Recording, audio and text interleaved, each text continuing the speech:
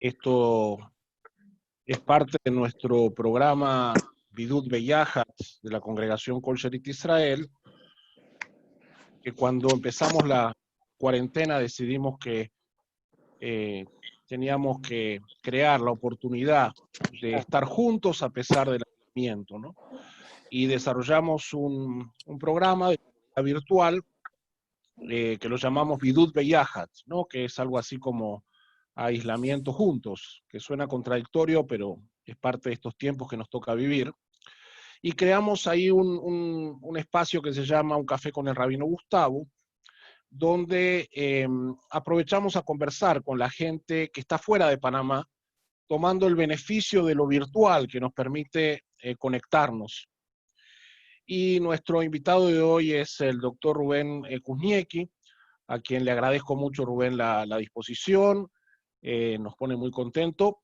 Y lo primero que quiero es que veo mucha gente que te conoce y que te quiere mucho aquí, pero que te presentes, que nos cuentes un poquito de ti. Bienvenido. Gracias, Gustavo. Mi biografía en corto: nací en Panamá, me crié en Panamá, después viajé a Israel, viví con mis padres ahí unos años, después volvimos a Panamá, después nos fuimos a la Argentina, donde yo hice mi escuela de medicina, y después emigré a Panamá de vuelta por un par de años a comenzar mi carrera médica, y después me fui a Canadá a hacer mi entrenamiento, y después me quedé en Norteamérica de ahí en adelante.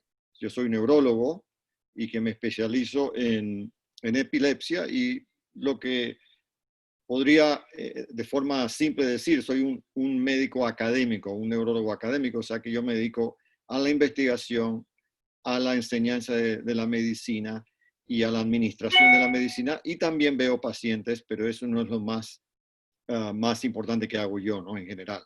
Pero mi focus ha sido especialmente, como ustedes saben, algunos de ustedes, es la epilepsia y la electrofisiología.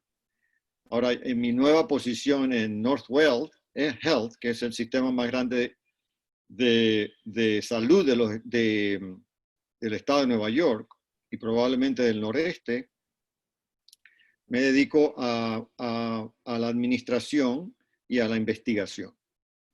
Yo soy vice academic chair de investigación y también de lo que sean los clinical trials, lo que es toda la investigación que se hace en neurología. Pero todos fuimos afectados por lo que pasó acá en los últimos meses, y eso es lo que vamos a conversar hoy. Sí. Así que sos egresado de la UBA, de la Universidad de Buenos Aires. Egresado de la UBA. Muy bien. Yo era vecino, porque yo estudié económicas, ¿no? Que está enfrente de la Universidad de la Facultad de Medicina. La última vez que nos vimos en persona fue hace poquito más de un año, me acordaba el otro día, que nos encontramos en el acto de toma de posición del presidente Cortizo. Correcto. El mundo cambió en este año de manera dramática. ¿Cuáles son tus reflexiones, tus sensaciones de esto que estamos viviendo? Bueno, obviamente mi énfasis y mi focus ha sido en la parte médica, en la crisis médica que hemos tenido que enfrentar, especialmente en nuestro sistema médico y en el país y en el mundo. Y obviamente las cosas que yo te puedo decir o a todo el mundo es que no hay forma de prepararse para este tipo de crisis masiva que estamos enfrentando. Por más que uno planea, y tuvimos algo de tiempo para planear, porque acuérdense que esto comenzó en China, pasó a Italia más que todo, y ya sabíamos lo que venía de cierta forma, pero no estábamos suficientemente preparados para enfrentar la crisis. Y Nueva York, como ustedes saben, fue el epicentro del COVID en marzo y en abril, donde llegó a representar básicamente a saturar el sistema médico. Y eso hizo cambios profundos en cómo manejamos los pacientes, cómo enfrentamos los problemas que teníamos que enfrentar y cómo dejamos de hacer las cosas que teníamos que hacer desde el punto de vista de lo que se llama el care de los pacientes normales. Porque tú te puedes imaginar que nosotros tuvimos que cambiar y mandar a la gran mayoría de los médicos que estaban en nuestro sistema a trabajar para el sistema contra el COVID, porque no había una forma de hacer frente a esta crisis. Entonces fue un cambio dramático desde el punto de vista de estrategia, pero siempre estábamos reaccionando a los problemas que estábamos enfrentando. En un momento determinado, que fue al principio de mayo, el hospital llegó a la saturación completa. No había camas en Nueva York, en nuestro hospital y en nuestro sistema.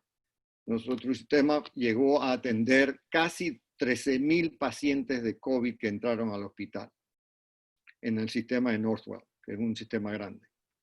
Y eso fue una crisis de proporciones que no nos imaginábamos. Y desde el punto de vista personal, yo te puedo decir que cambió muchas cosas de la manera de que enfrentamos la crisis. ¿Qué pasó? Por ejemplo, el sistema nos pidió que nosotros apropiáramos un cierto número de médicos, y yo soy neurólogo, mi especialidad es neurología, de cierto número de neurólogos que entren a trabajar al hospital como médicos generales para atender los pacientes de COVID. Lo mismo con las enfermeras, lo mismo con todos los asistentes.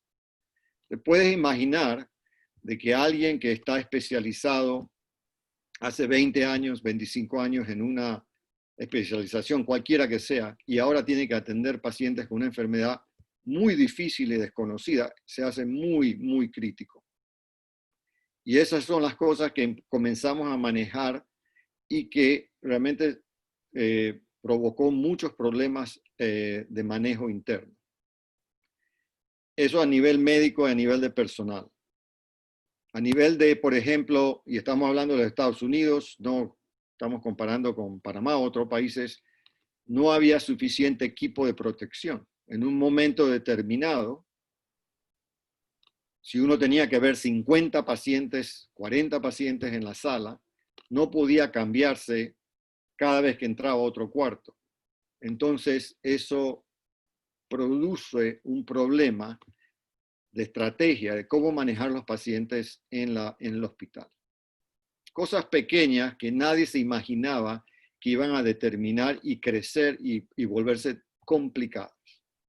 Pero la experiencia en Nueva York al final del camino parece exitosa y hubo capacidad de aprendizaje sobre la marcha. ¿Cuál fueron, crees, los factores críticos? Yo creo que, o sea, la política del gobernador y del mayor de Nueva York fue en cierta forma correcta cuando puso el clampdown. So, se cerró casi Nueva York completamente. Realmente eso ayudó bastante a concentrar y a contener lo que sea la parte de la pandemia. Eso fue a nivel general.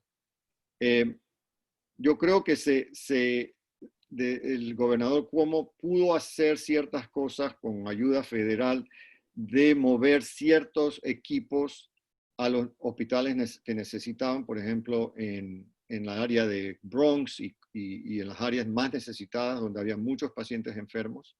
Acuérdate que el COVID afectó mucho más a la gente pobre y de recursos bajos por varias razones. Así que eso yo creo que fueron cosas bien que se hicieron desde el punto de vista de política, ¿no? De policy. Y en la parte médica, a pesar de los problemas que tuvimos, aprendimos rápido cuál era el mejor manejo de estos pacientes, a pesar de todos los problemas que tuvimos. Así que eso contuvo de cierta manera el problema, pero en mi opinión, lo más crítico es no llegar al punto donde teníamos básicamente ya no camas de intensivo, y donde ya no tienes personal, porque imagínate tener a gente trabajando en el intensivo 12 horas continuas por más de una semana no es posible. El burnout rate, el burnout de los pacientes, de los médicos y de las enfermeras y de la gente en el hospital era ya muy difícil de manejar. Sí, esas imágenes, la verdad, de ver saturados los hospitales en todas partes, ¿no? Es verdaderamente angustiante, ¿no? Y para uno saber que alguien que cae en la infección de pronto va a quedar a la buena de Dios o dependiendo del criterio de quién sí y quién no, es una fuente de mucha angustia, ¿no? Em, me comentabas antes que cómo impacta esto, tú manejas todo el tema del cerebro, cómo impacta todas estas experiencias eh, en los distintos actores que atraviesan este tipo de situaciones, desde los que estamos normalmente en cuarentenados desde hace 4 meses, los médicos que están expuestos, cómo juega todo esto? Mira, los pacientes hemos visto, bueno, lo primero voy a decirte que aunque la gente piensa que el COVID es una pandemia más que todo de problema pulmonar y de oxigenación, realmente los problemas neurológicos son bastante importantes y los problemas psiquiátricos son bastante importantes. Nosotros no pensábamos que ese era el problema al principio de la pandemia. No estábamos enfrentándonos a este problema al principio porque la data que venía de China y ni siquiera de Italia no había demostrado que había problemas neurológicos de ese incidencia. Pero yo te puedo decir que 2 o 3 semanas ya después de que comenzó la pandemia, empezamos a ver más y más casos de problemas neurológicos, complicaciones neurológicas y problemas neurológicos sin ningún otro tipo de complicación médica en los pacientes con COVID. Y si tú miras la historia un poco de las otras pandemias o los otros virus parecidos, como es el SARS y el MERS, que son virus muy parecidos a este, la incidencia de problemas neuropsiquiátricos es bastante, y complicaciones neuropsiquiátricas es bastante grande, casi 40 o 50% de los pacientes. Entonces comenzamos a ver pacientes que tenían problemas cerebrovasculares, strokes, o hemorragias cerebrales, pacientes que estaban comatosos o semicomatosos y no se despertaban por mucho tiempo, pacientes que tenían lo que se llama un cerebro encefalopático, un cerebro que no trabaja sin ninguna razón clara que podíamos encontrar en todos los estudios, porque cuando uno trata de buscar el virus mismo en el cerebro o en el líquido cefalorraquídeo, que es el líquido que está alrededor del cerebro, no lo encontramos, no está presente. Lo que aprendimos después de unas semanas es que este virus es muy particular en la forma que ataca el cerebro y el sistema nervioso. Y lo hace indirectamente a través de lo que se llama la cascada de neuroinflamación. Produce una reacción inflamatoria tan severa, que entra al cerebro a destruir básicamente las células normales y la interacción de las células normales. Entonces, aquellos pacientes que sobrevivieron, lo que hemos visto en muchos de estos pacientes es que a pesar de que han sobrevivido y no hay clarito un daño que podemos ver en los estudios que hacemos nosotros, hay evidentemente un daño a nivel de los neurotransmisores o a nivel de las células que no podemos detectar. Entonces, una de las cosas más raras que hemos visto en los pacientes es que, por ejemplo, los pacientes están sentados en la cama, están en el hospital y no tienen ningún tipo de interacción con el medio ambiente. Están, en términos médicos, esto se llama abulia. Están básicamente sentados ahí y no están conectados. Y no hay una buena explicación por qué eso está pasando. La otra cosa que vimos, es que sí hay muchos pacientes que tuvieron una enfermedad leve, no una enfermedad que terminó en el hospital, pero sino leve. Y estos pacientes demuestran un nivel de ansiedad y de depresión que no es normal, no es reactiva, no es secundaria a lo que les pasó, sino que es más allá. Y lo que puede demostrar, lo que demuestra, yo creo que es un daño a nivel celular en el cerebro. Dos cosas. Uno, ¿ese daño es reversible o ya queda fijo y y con eso tiene que lidiar. No sabemos todavía, pero mirando la literatura de los otros dos virus, el SARS y el MERS, 3 años después de la infección, los pacientes todavía tenían síntomas psiquiátricos y neuropsiquiátricos. Y de China no llegaron estos reportes porque no lo crees que no los percibieron, no es relevante, no lo asociaron con la infección. Yo creo que es una, probablemente varias cosas, no una sola cosa. Obviamente tú sabes de que de China no sabíamos mucho al principio.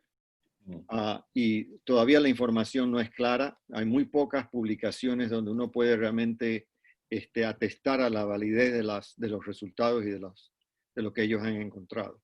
Pero la experiencia en Italia fue más iluminada y nos enseñó algunas cosas más importantes. Pero lo que estamos viendo ya es bien clarito. Obviamente Estados Unidos tiene la mayor cantidad de pacientes enfermos o expuestos. Y estamos viendo este problema que está comenzando a tener una repercusión. Pregunta aquí, Marci, si hay algún indicio que hay inmunidad a la persona que le da la infección. Inmunidad general, sí, en ciertos pacientes. El problema es que también hemos visto que algunos pacientes han perdido esa inmunidad. Por ejemplo, tienen un anticuerpo positivo y en un test después, un mes después, lo pierden. No sabemos qué significa, si es un problema realmente de detección del anticuerpo o si es realmente que ha perdido los anticuerpos. Hay un tema que creo que al común de las personas le trae mucha inquietud. Yo te he pensado, tú te dedicas a investigación, así que estás acostumbrado a esta idea de hipótesis y validaciones y argumentaciones y data, ¿no? Pero lo que ha traído este fenómeno del COVID es que hemos estado todos siendo testigos de este proceso de aprendizaje, de prueba y error, con mucha incertidumbre, ¿no? Con mucha ambigüedad. Te dicen que un día algo está bien, 2 semanas después te dicen que eso es lo peor que hay que hacer otra cosa.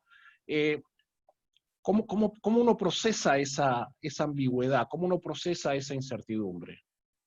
Es problemático porque, como tú dijiste, es básicamente aprender on the fly, como se dice, ¿no? Cuando estás volando, estás aprendiendo a volar. Obviamente hay estudios que se han hecho en pacientes con COVID. Hicimos estudios, seguimos haciendo estudios, pero son estudios que son muy limitados por la situación que tenemos, ¿no? Pedirle a la familia o a un paciente si quiere participar en un ensayo clínico es bastante difícil en el hospital y muchas veces los pacientes o las familias no quieren participar. Y los protocolos no son homogéneos. Hay protocolos muy diferentes en cada hospital o en cada sistema o en cada país. Y eso es lo que representa el challenge, el problema grande que tenemos. Porque cierta data sí ha podido ser filtrada de que sí es útil ciertas drogas y ya sabemos más o menos cuáles son el manejo de ciertos pacientes o el mejor manejo de ciertos pacientes.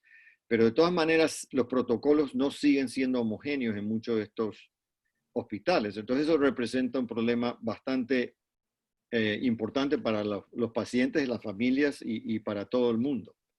Y es la dificultad de tener un problema que no tienes tiempo para planear. Eso es lo que yo digo. Un ensayo clínico normalmente te toma años planearlo y tienes una hipótesis, ya tienes una droga que vas a saber por qué la estás usando, etcétera, etcétera. Tienes todo armado alrededor de eso. Acá no existe eso. Acá los protocolos se creaban en una semana y entrábamos a tratar un nuevo tratamiento en un par de días. Entonces, eso provocó realmente bastantes problemas de estrategia y bastantes problemas de cómo manejar toda la situación. ¿Cada hospital tiene su propio protocolo? ¿Cada estado tiene su protocolo? ¿Cómo funciona? Cada sistema probablemente tiene su propio protocolo. No cada hospital, pero cada sistema. Entonces, nuestro sistema ya se ha homogeneizado, por lo menos usamos el mismo protocolo, pero eso no era así hace 2 meses. Hace 2 meses ciertas unidades intensivas usaban ciertas drogas y otras no, porque no se sabía. Interesante. Aquí preguntan, ¿cuál es tu opinión si crees que fue creado el virus por el ser humano? O No, no, ampliaría. yo no soy virólogo, pero no creo que era posible crearlo. ¿Y tu opinión sobre la vacuna? ¿Vamos a tener vacuna a fin de este año, principio del próximo año? Mira, la vacuna, por lo menos lo último que ha salido esta semana y la semana pasada, es bastante alentador. Por lo menos en la primera fase, todos los que recibieron la vacuna crearon anticuerpos que fueron detectados bien. Entonces, por lo menos es un buen paso, primer paso. Obviamente no hay una vacuna, sino que se están desarrollando múltiples vacunas porque es lo correcto. En este tipo de situación tú no quieres quedarte con una sola vacuna que al final no trabaje. Entonces es como un multi-approach. Hay varias vacunas, varios laboratorios, varios centros que están desarrollando vacunas en el mundo. Yo creo, basado en lo que sabemos en este momento, de que el segunda fase del ensayo clínico de la vacuna va a comenzar ahora en agosto y va a probablemente tomar 3 a 4 meses. Se piensa en este momento que al final de año sí vamos a poder tener una vacuna ya para comenzar a inocular gente. El problema no va a ser tener la vacuna, el problema va a ser producir suficiente vacuna y inocular a la gente que tiene que ser inoculada. Esto es otro problema. No es un problema médico ya o científico, es un problema epidemiológico. ¿Cómo vas a inocular a 5 o 6 billones de personas en este mundo? Y nadie tiene una respuesta para eso. ¿Y quién va a pagar por esta vacuna? Nadie tiene la respuesta todavía. Por lo menos nosotros, en lo que aparte de lo que es salud pública, pensamos que los gobiernos tienen que pagar por la vacuna, porque no creo que es factible de que haya un costo de la vacuna para pacientes que no puedan pagarlo. No es algo que podemos moralmente aceptar o éticamente aceptar. Y yo creo que eso es lo que va a pasar al final, porque los gobiernos por lo menos están invirtiendo en ciertas de estas compañías y van a probablemente darnos la vacuna para poder usarla en todo el mundo. Pero es un problema que estamos comenzando a ver. ¿Cómo inoculas a billones de personas en un tiempo corto? No tenemos mucho tiempo, porque si esto sigue, ¿cómo podemos lograr eso en un corto tiempo? Bueno, vamos a tener que escuchar mucho de eso, ¿no? Ver qué estrategias hay. Sobre eso te quería preguntar, dijiste que una de las cosas que te toca ver ahora es temas de administración, ¿no? Eh, ¿Cómo lidiar con el compromiso médico, el juramento hipocrático y obviamente la búsqueda ética de curar, que es lo que motiva a la gente que escoge la medicina, con las necesidades de administrar, de sistemas, de generar ingresos, que a veces suena casi contradictorio, ¿no? Sí. Yo te digo que desde el punto de vista administrativo, esto ha creado un problema grande para los sistemas de salud en Estados Unidos y yo me imagino en todo el mundo. El sistema de salud, por ejemplo, el nuestro, que es bastante grande, que tiene 23 hospitales y que atiende aproximadamente 2 millones de personas al año entre las clínicas y hospitales, etcétera, etcétera. Se enfrenta en un problema financiero en este momento porque obviamente por 3 meses o casi 4 ahora, todo lo que se hacía, aparte de lo que sea hospitalizaciones por problemas agudos, se paró. El 40 a 50% de los ingresos de los hospitales en Estados Unidos es basado en medicina electiva, cirugías, estudios, etcétera, etcétera. Todo eso paró completamente. Y el hospital se llenó de pacientes agudos, pacientes muy enfermos, muchos pacientes que quedaron meses en el hospital o semanas. Y eso, desde el punto de vista de lo que es el costo, Altísimo. es altísimo. Entonces, la gente me dice, no, pero si el hospital estaba lleno 100% por 3 meses, ustedes deben estar muy bien. Es lo opuesto. El déficit nuestro está a 100 doble en este momento. Se ha doblado en 3 meses. Simplemente porque eso es lo que ocurrió. Hubo un desfase completo de lo que es la parte económica de la medicina y todo el cushion, lo que da cierto ingreso al hospital para poder trabajar y poder aumentar sus actividades, simplemente desapareció. Entonces, ciertos sistemas de salud en este momento varios sistemas de salud en Estados Unidos dejaron trabajadores, le dijeron que no podían trabajar, no tenemos dinero para seguir empleo, a pesar de que están en un hospital. Entonces, muchas enfermeras, muchos técnicos de cirugía, muchos técnicos en radiología fueron suspendidos. Y ahora viene la segunda fase. ¿Qué vamos a hacer con los pacientes, con los médicos y las enfermeras, etcétera, etcétera? Y esto está provocando bastantes problemas, estresando el sistema en una forma importante. Obviamente todo el mundo está esperando que el gobierno central, el gobierno federal ayude a los hospitales, pero no creo que eso va a pasar de una manera que tenga impacto. Entonces estamos enfrentando este problema ahora en los próximos 6 meses de cómo vamos a poder enfrentar esto y cómo vamos a poder manejarlos en el futuro. La otra parte que vale la pena mencionar es que nosotros hemos enfrentado muchos problemas a nivel personal con ciertos médicos. Por ejemplo, médicos que son de mayor edad, arriba de los 65, no quieren volver al hospital. Y esto presenta un problema laboral y un problema ético y un problema para el sistema que es muy importante. En relación a lo anterior, ¿pensás que va a ocupar un lugar en la campaña presidencial, la discusión sobre la salud y toda esta dinámica que planteas, o no está en el interés de los candidatos o de la sociedad? Yo creo que sí va a jugar un papel importante. Y obviamente cada uno lo va a usar de la manera que lo vea más provechoso para sus políticas.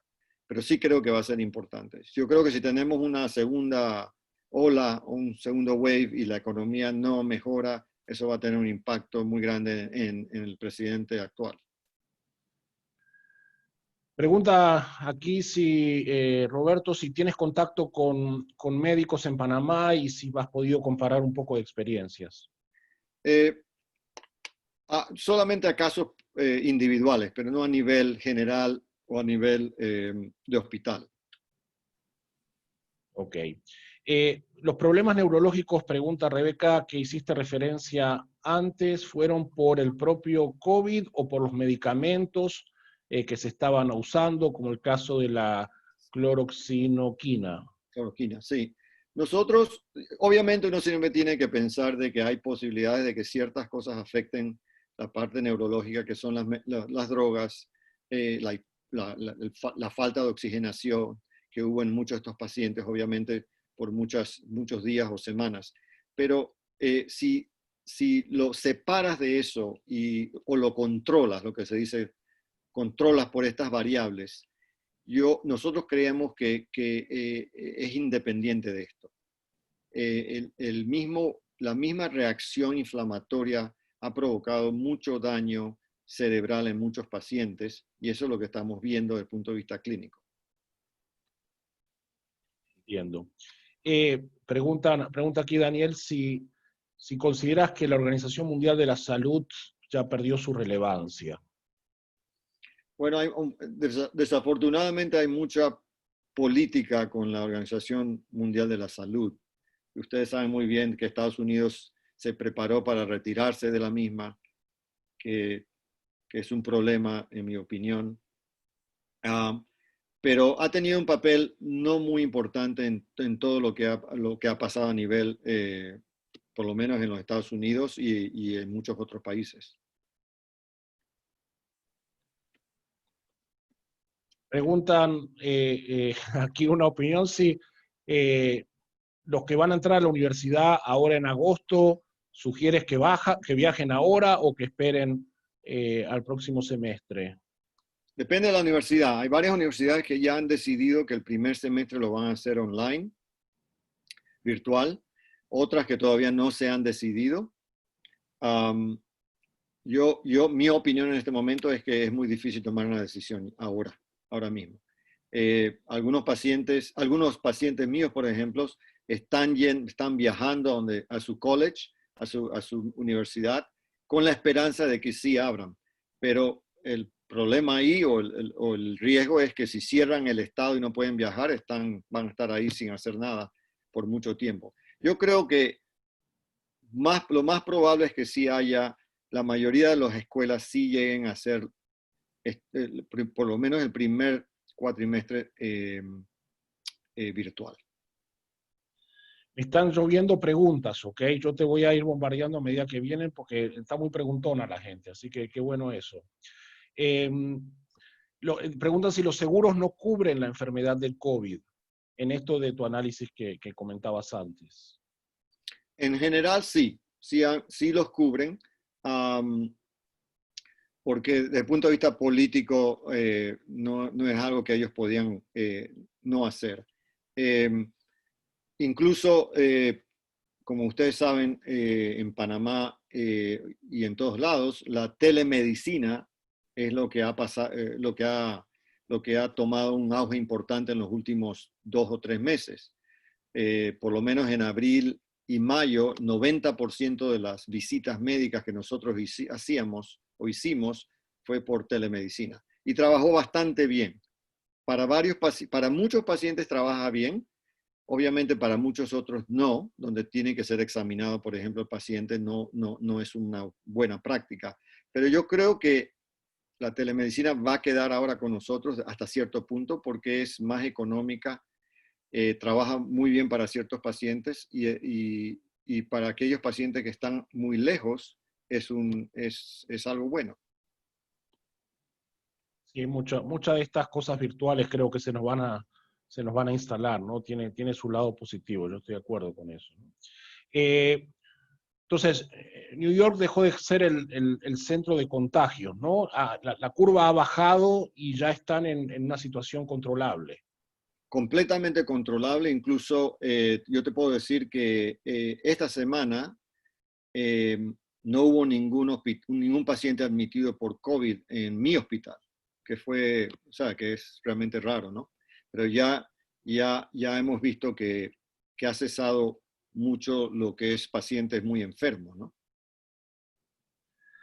Cuando uno ve lugares como Israel, que de pronto parecía también que había controlado y de pronto salió la segunda vuelta con una fuerza incluso mayor que la primera, ¿no? ¿Cómo uno se prepara? ¿Cómo uno logra contener o evitar que eso pase? Me imagino que esa debe ser una preocupación cotidiana. Es una preocupación grande. Yo creo que mi opinión es que obviamente usar una mascarilla debería ser la ley para cualquier persona que está en la calle o en cualquier lado. Lamentablemente, como tú sabes, eso ha sido algo problemático de implementar desde el punto de vista práctico, porque mucha gente no la usa y se acabó.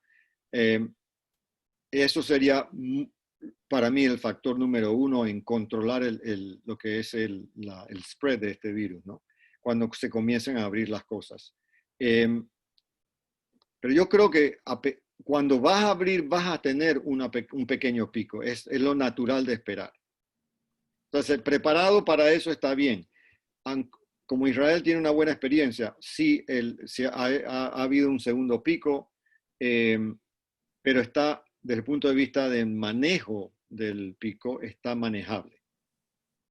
Y eso es lo que nosotros estamos tratando de estar listos. Si llega a haber un segundo pico acá en Nueva York, estar preparados.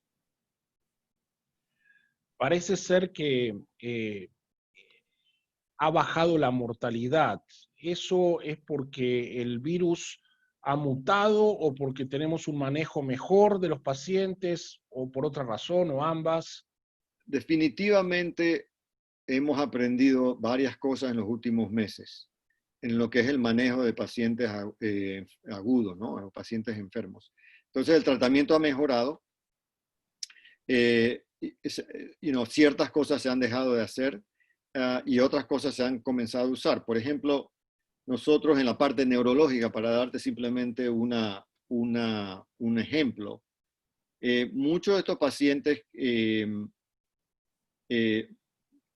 manifestaban un cuadro neuropsiquiátrico de agitación masiva.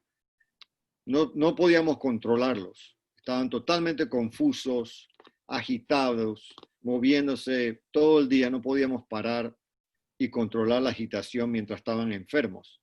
En casos como ese, normalmente se usan antipsicóticos para manejar a estos pacientes cuando están agudamente enfermos de esta forma. Aprendimos que por el problema del virus o la razón de que produce el problema neuropsiquiátrico, los antipsicóticos no trabajan. No trabajan. Entonces ya el tratamiento, el manejo de estos pacientes ha cambiado completamente. Así que yo creo que sí, el manejo de los pacientes enfermos y agudos, sí vamos a tener todavía gente que muere, pero creo que el porcentaje va a disminuir tiene que disminuir. Aquí en relación a eso preguntan si desde el punto de vista neurológico hay diferencia entre los primeros pacientes contagiados y los que aparecen ahora. No hay gran diferencia. No hemos visto gran diferencia, no. Ok, aquí pregunta Lude, ¿cómo actuar en el contexto de la pandemia ante un caso de emergencia cerebral? ¿Cuáles son las señales de alerta a las que tenemos que estar atentos? Del COVID, relacionado al COVID, básicamente, obviamente, pacientes que empiezan a perder el estado normal de conciencia. Acuérdate que muchos pacientes con COVID, complicaciones neurológicas, tienen también accidentes cerebrovasculares. Entonces tienen strokes, hemorragias cerebrales, etcétera, etcétera. Y obviamente eso se manifiesta generalmente de esa forma, con un cambio en lo que es la situación normal de función de esa persona. No se manifiestan de una manera sutil como tú dices, esta persona está perdiendo un poquito de memoria o tiene problemas de concentración o de balance. Son cosas que son mucho más llamativas y mucho más claras. Y en cuanto al daño cerebral que es consecuencia del COVID, esto puede tener implicancias posteriores en cuanto a que deriven en un Alzheimer o algún otro tipo de conducta que conocemos o es independiente, no necesariamente. No en un Alzheimer's como es el típico Alzheimer de pérdida de la memoria, sino simplemente un cuadro neuropsiquiátrico que es diferente. ¿Se acuerdan de la película famosa de la pandemia de la influenza española del principio del siglo? Los pacientes catatónicos que estaban en muchos hospitales sin moverse, despiertos, pero básicamente sin moverse por muchos años. Cuando se comenzó a dar el tratamiento del DOPA, que es lo que usamos para Parkinson, muchos de esos pacientes se despertaron. Eso estamos lidiando con algo parecido con ciertos pacientes. Terminan la parte aguda, van a la casa y están, como dije antes, sin ningún tipo de manejo del medio ambiente. No están interesados en interaccionar, en la interacción normal que tenemos los humanos. Simplemente están abúlicos, lo que dice desde el punto de vista médico. Y en relación a la gente sana, los que no se han contagiado, más allá del impacto emocional, obviamente, ¿esto tiene también, crees que puede tener implicancias estos meses de encierro, más allá de lo emocional? O sea, digo, muchos de mis pacientes, por lo menos, han manejado la crisis bastante bien, a pesar de todos los problemas de estar encerrados, etcétera, etcétera. Sí, obviamente hemos tenido casos y pacientes que tienen problemas emocionales, más que todo depresión y ansiedad, pero yo creo que es una combinación de cosas. Acuérdate que el problema económico que esto va a producir es bastante importante. Y digo, a pesar de que acá hay cierto soporte del Estado, del gobierno, mucha gente ha perdido su trabajo. Y eso produce obviamente problemas muy agudos en estos pacientes. Sobre eso, aquí hay una pregunta que hace el doctor Eduardo Villafañe. Dice si han tenido pacientes con epilepsia y con COVID y qué complicaciones han presentado. Sí, no tantas.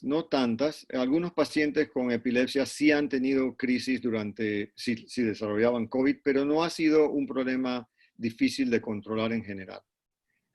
En aquellos pacientes que fueron admitidos al hospital porque tenían una forma severa del COVID, la epilepsia misma no representó un problema de manejo.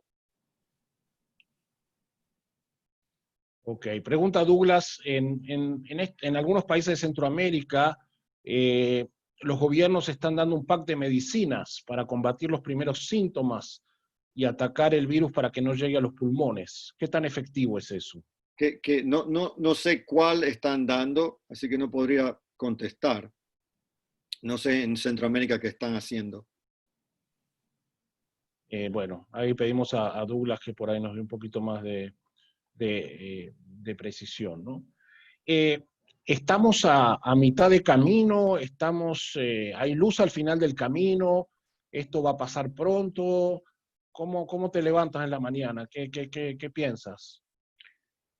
Bueno, todo depende de qué tipo de persona seas tú, ¿no? Si eres alguien que es pesimista o no. Yo desde el principio he sido optimista, porque basado en la historia de otro tipo de crisis médicas o de salud o pandemias, se ha podido conquistar y se va a conquistar. Yo siempre uso la alegoría del polio o de la tuberculosis. Obviamente nosotros no nos acordamos del polio porque el polio realmente se terminó en 1955-6 más o menos. Pero esto era una enfermedad terrible y que venía todos los veranos en los Estados Unidos y afectaba miles y miles y miles de niños. Hay un libro fascinante sobre lo que es la conquista del polio, que lo escribió y se lo recomiendo a todo el mundo, ahora que estamos lidiando con este problema del COVID, por el doctor Olshinsky, An American Saga. Es excelente y realmente muestra cómo se conquistó el polio. Y fue básicamente basado en una política del gobierno y de las instituciones privadas, o sea, los laboratorios, los científicos, etcétera, etcétera, para poder llegar a la vacuna. Y la vacuna erradicó el problema completamente. Sí, murieron millones de personas. Y es lo mismo que tenemos ahora. Pero creo que vamos a salir de esto pronto. ¿Y cuál crees no sé, me imagino que has tenido tiempo también para pensar un poco más desde fuera, ¿qué lecciones nos deja, qué lecciones nos debería dejar esta experiencia como individuos, como humanidad? Yo pienso que uno nunca está preparado para las crisis y debería estar un poquito más preparado para este tipo de problemas. Cualquier crisis que sea, no necesariamente de salud y de este nivel, pero siempre uno tiene que estar preparado para las crisis. Y algunas personas dicen que, bueno, eso, que es muy bueno ser un poquito paranoico. Y eso creo que es bueno hasta cierto punto. hay como un sentido de vulnerabilidad que recuperamos, ¿no? Que no nos sentíamos medio Superman antes. Obviamente, obviamente. Volviendo a la pregunta anterior, aquí no, me ponen que el kit de, por ejemplo, aquí el MINSA incluye medicina, no sé qué me pusieron ahí, vitaminas B, C, D, zinc e incluso un oxímetro. Ajá. Aquí acetaminofén, loratina, aspirina, invermecina, acitromicina, o sea, es un kit variado. ¿Eso Sí. sirve, no sirve? Sí, yo creo que sí, y varios países están instituyendo este tipo de política para tratar de mejorar ciertas de las complicaciones de los pacientes antes de que se enfermen, ¿no? Eh, hay- Lamentablemente, si lo ves desde un punto de vista científico, hay poquita evidencia de que esto realmente evita que un paciente se complique, pero sí probablemente ayuda a mejorar a ciertos pacientes que están en el borderline, como se dice. Ciertas cosas sí han salido de los estudios que se han hecho hasta ahora. Obviamente gente con vitamina D baja tiene un riesgo más alto de complicaciones. Cierta gente con cierto tipo de sangre, por ejemplo, tipo A, sangre A, tiene más incidencia de complicaciones de COVID. Otra gente que tiene O. Ciertas cosas sí sabemos y sí se han establecido, pero en general no a todo nivel, diría yo. Aquí hay una pregunta difícil que lo hablamos un poquito antes, pero va bien específica. Dice, ¿cuál crees que debe ser el manejo correcto en la distribución de las vacunas? Bueno, eso es una pregunta muy difícil. No tengo obviamente la respuesta, pero yo creo que si miras la historia de la vacunación que hablamos antes, hace un ratito, por ejemplo, del polio, eh, yo creo que te va a tener que ser manejada a ese nivel, a nivel de escuelas, a nivel de instituciones, a nivel masivo. Eh, ¿Quién va a ser el mejor que maneje eso? Es una pregunta y todo depende obviamente de cada país, es diferente en la forma que está organizada, ¿no? Yo me imagino que en países donde la medicina está bajo más control del gobierno será hasta cierto punto más fácil llegar a la población. Los Estados Unidos, tú sabes que es un sistema totalmente combinado, privado, etcétera, etcétera. Va a ser diferente la forma de llegar a la población.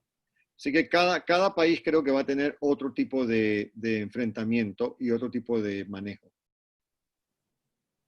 Aquí preguntan si la vacuna actúa también en caso de personas ya contagiadas. La vacuna, nadie sabe eso todavía.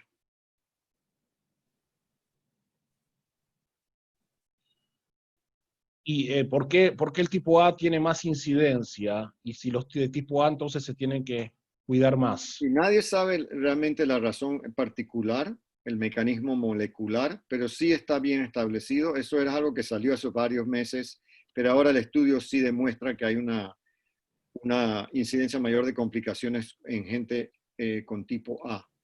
Sí, yo le digo a los pacientes, a mis pacientes por lo menos, le digo que sí, si tienen tipo A, deberían tener precauciones más, más agresivas contra la posibilidad de contagio. Y en tu faceta de investigador, hay cierta fascinación de ver toda esta efervescencia, la velocidad de los estudios, los impactos, las hipótesis, cómo todo está jugando a una velocidad, como tú decías antes, ¿no? De reacción y no de planificación. Sí, es obviamente siempre desde el punto de vista científico, podrías decir interesante la palabra, pero no es algo que es fácil de manejar desde el punto de vista ético. Entonces, eh, representa un problema para nosotros. Si quieres buscar una solución, pero la solución tiene que ser racional, no la solución Rambo, lo que digo yo, de tirar a todo el mundo y ver si pegas. Y ese es el problema que tenemos. Siguen llegando preguntas, ya estamos en la parte final. Dicen si el fenofibrato, que es un medicamento para bajar triglicéridos, ayuda a que sea más difícil que el COVID se desarrolle en el cuerpo. Y creo que leí algo de investigaciones israelíes en ese sentido, ¿no? Que Correcto. habían demostrado una conexión. No hay un estudio clínico, pero hay un estudio de laboratorio, lo que se llama de dish, ¿no? De plato, donde sí se demuestra que la droga tiene un efecto positivo en lo que es, o negativo en lo que es el virus mismo, la replicación del virus. Entonces sí, desde el punto de vista teórico, la hipótesis puede ser interesante y habría que probarla. ¿Las embarazadas tienen más riesgo de complicaciones? ¿Qué sabemos del tema? Obviamente un paciente que se enferma y está obviamente en el hospital tiene obviamente más riesgo de problemas de complicaciones del embarazo. La mayoría de los pacientes son jóvenes, obviamente, por la edad, y entonces no vemos una gran cantidad de complicaciones. Ok. Bueno, voy salteando porque no quiero demorar más, pero ¿cuál es tu reflexión? Digo, hablábamos antes de que faltan 2 meses para Rosh Hashanah, ya entramos un poquito a pensar, ¿no? Me preguntabas cómo íbamos a hacer este año en este mundo virtual que vivimos, y cada uno va a tener que atravesar la experiencia de estas fechas sagradas con ese componente de introspección tan profundo. ¿Cómo te imaginas que te vas a parar en la sinagoga o rezando donde toque, frente a Dios, en esta situación que nunca tuvimos, nunca imaginamos que íbamos a tener, en una época en donde todo el concepto de la propia mortalidad emerge, teórico, y que ha estado tan sensible en estos últimos meses? Yo creo que la respuesta es emuná, ¿sí? Que tengamos emuná, que realmente pensemos de que vamos a salir de esto. Hemos salido de cosas mucho peores en el pasado y vamos a poder salir de esto. Pero ha sido realmente, es importante mantenerlo consciente, como yo diría, en la conciencia de que esto es un wake-up call, en cierta manera, para todos nosotros. Que, como tú decías antes, la vulnerabilidad de las personas, del ser humano siempre está ahí.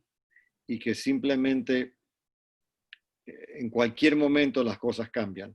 Es upside down de un momento al otro. Bueno, emuná, fe en Dios, fe en la capacidad del hombre que fue creado con inteligencia para encontrar la respuesta. Así que creo que con ese bonito mensaje final cerramos este café, agradeciéndote mucho, Rubén, tu disposición y tu claridad conceptual y cómo has respondido las preguntas. Hemos grabado la conversación, así que la vamos a estar subiendo a nuestro canal de YouTube y compartiremos con gusto el link. Así que Rubén, muchas gracias y nos estamos viendo todos, y gracias a todos por acompañarnos en esta tarde.